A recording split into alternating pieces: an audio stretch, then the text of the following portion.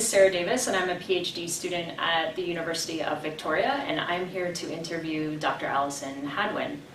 So Allyson, can you introduce yourself and tell us a little bit about your research interests? Sure. So I'm an associate professor in educational psychology and leadership studies.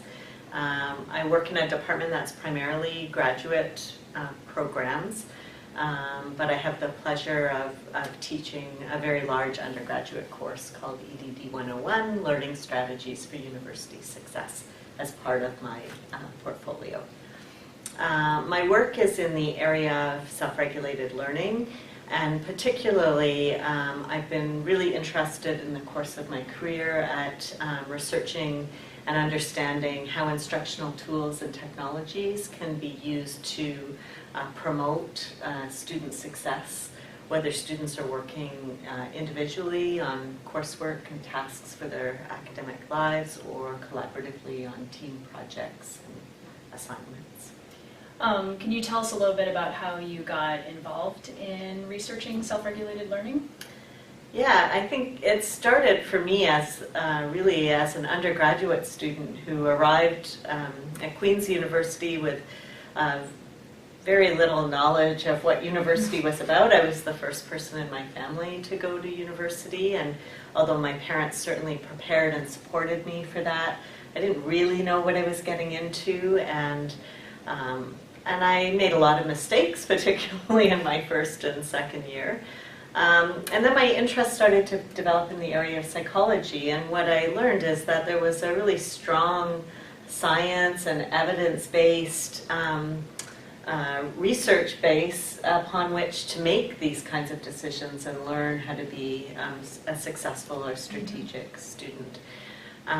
So after I did my teaching degree, I went back to do my master's in that area of student learning and success. I think my early work looked at working memory and note-taking from lectures. And at the same time, I worked as a dawn in residence looking after first-year students who were experiencing many of the similar struggles that I had encountered in my first year. So it really became this living space for me to see the importance of the kind of research I was doing, but also to be true to the experiences of learners and what was going on for them. And I had never intended to pursue a scholarly career or a career as a professor. I finished my master's and started working as a learning strategy counselor and was pretty happy doing that. It didn't take long before I started to see that many of the things that were being promoted in study skills types of environments were not really well aligned with the empirical research in that area, and I started to have lots and lots of questions and find lots of areas that hadn't really been adequately researched, and that's really what took me back to do my doctoral studies. So I did my PhD with Phil Winnie, and it didn't take long, probably within the first year of being there, for me to realize that, yes, I was interested in study skills and strategic learning, but that self-regulated learning was really the framework that helped me to understand the interplay of these things in student success.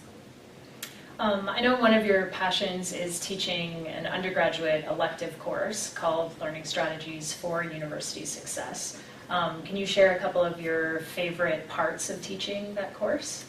Yeah, I think for me, I've never been able to do research and feel happy with the research I'm doing unless it's really grounded in practice with real learners. And for me, EDD 101 is a living research laboratory for me and for the students. Each week they're learning about themselves, they're collecting data about themselves to better understand what it means to be successful. I'm challenging their metacognitive awareness and asking them to think a little bit differently, to take risks and try new things. And it gives me a wonderful place to be able to introduce them to the research, to the science that can help them make better decisions along the way. Great. So finally, do you have 3 tips for graduate students to become successful researchers and scholars?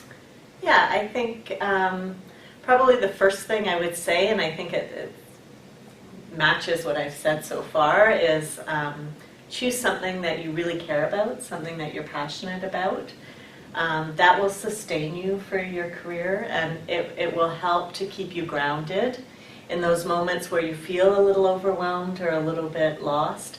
I can always go back to the students and always try to remember how I can better support them, and that it gives life to the research I do. I guess the second thing that I would say is I really view scholarly life as bringing together theory, research, teaching, and service. And I try to think about the work that I do in ways that bring synergy between those things, so that they're interrelated and they build on one another. And if you can start thinking about your scholarly life that way very early on, it leads you to build a CV that has those components in, and to seek out the kinds of experiences that help you develop competencies in those areas, and to find where your synergy is between them. And I think that makes a big difference. And I think the third and maybe the most important tip that I would give is to be kind to yourself.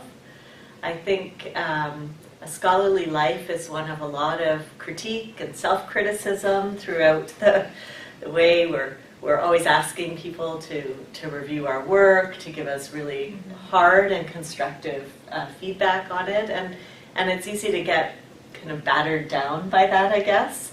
I think that your job as a scholar is to be the best scholar that you can be, not to be like anybody else. And nobody does this the same way. So be kind to yourself and give yourself the opportunity to be the best you can be, and be happy with that. All right, well, thank you very much. Welcome.